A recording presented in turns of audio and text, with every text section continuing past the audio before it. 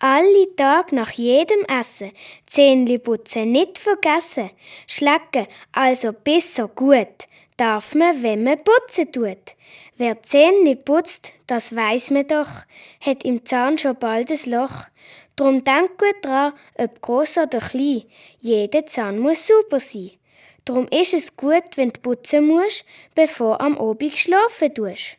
So darfst auch du gar nie vergessen, 3-mal am Tag zu putzen, nach jedem Essen. Ja, sogar noch nach dem Morgen. Dann hast du kein Zahnweh, dann hast du keine Sorgen. Die Zähne müssen wirklich sauber sein, das ist das Beste für Gross und Klein.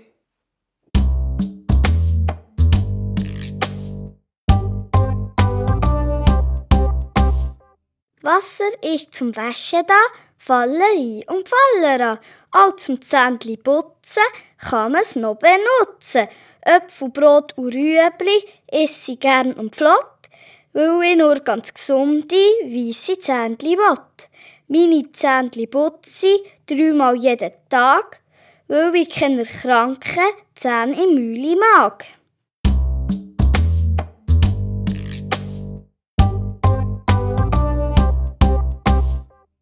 Jeden Morgen, aber richtig, putze ich die Zähne, denn das ist wichtig. Einmal auf und einmal ab, geht der Essbelag schnell drab. Einmal hin und einmal her, siehst, das ist doch gar nicht schwer.